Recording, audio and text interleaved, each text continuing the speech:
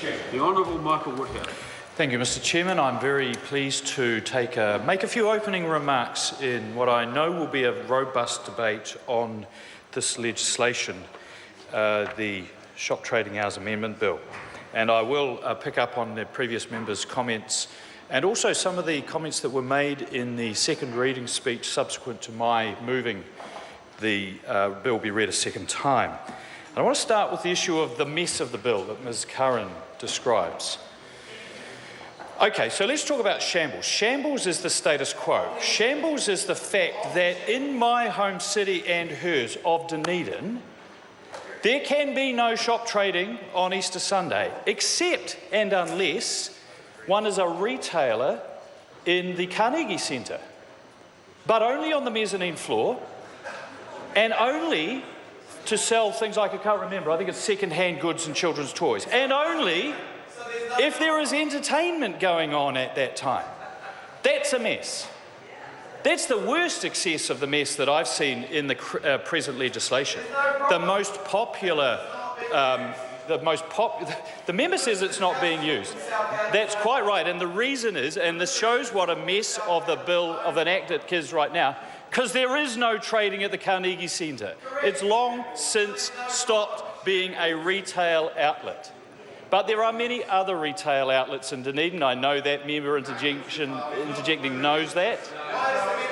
Most popularly, we have the well-known anomalies of trading being allowed in Queenstown, but not in Wanaka. Actually, Pembroke Mall, stage 1 in Wanaka can trade, stage 2 and nowhere else in Wanaka, and anywhere else in Wanaka can't.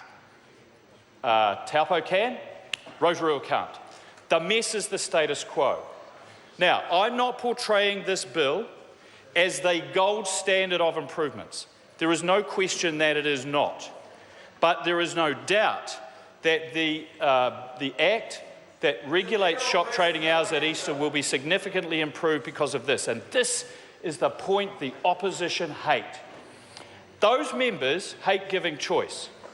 They hate giving choice to their own colleagues to have the bill brought back to the House in the best form. And if Ms Curran believes there's an embarrassment, it's an embarrassment on the opposition members of the Commerce Select Committee who were not prepared to say, this is a personal vote, a conscience vote as it always is.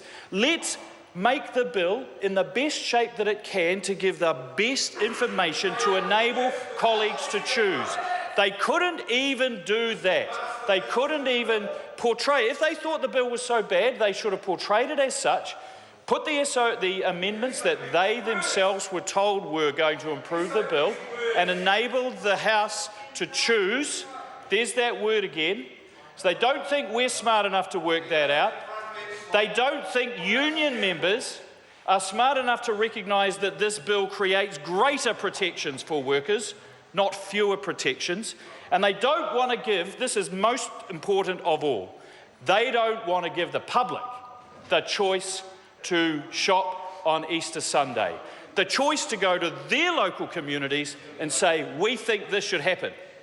Because I know the people of Rotorua and the Coromandel and in Wanaka, they want it. They should have it. Order, order. I'm slightly reluctant to interrupt the Minister in his first call, but I do want to remind him that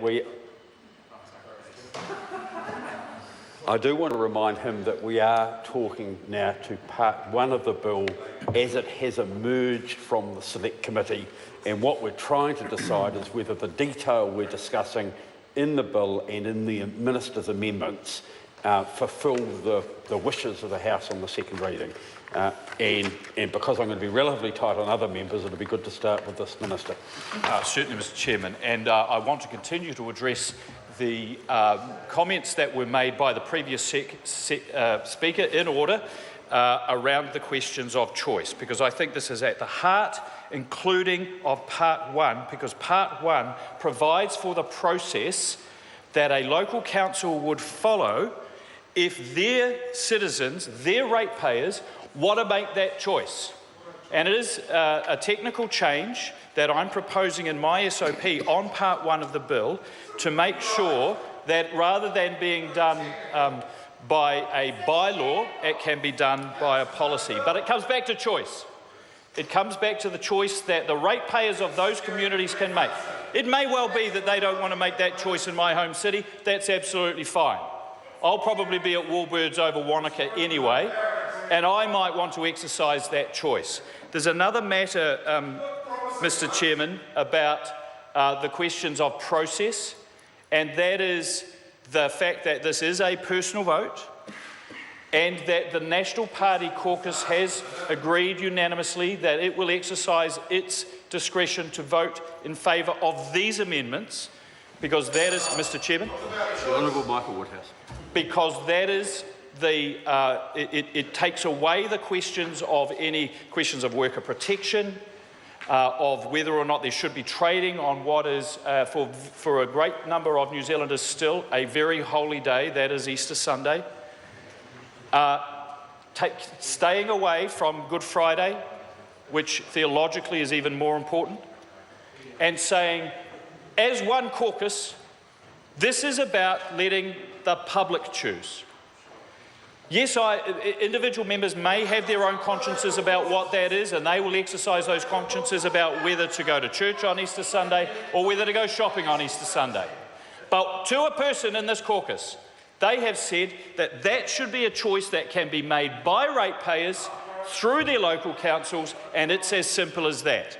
Now, the councils and LGNZ did say, actually, we don't think this is the right way to go, and so do the retailers. And here's why. Because they wanted the government and this parliament to go even further and just simply lift any prohibitions on trading over this period. That would have left us back where we are now, which is at a personal vote which wouldn't require which wouldn't engender the unanimous support of the National Party caucus, and therefore any changes would fail.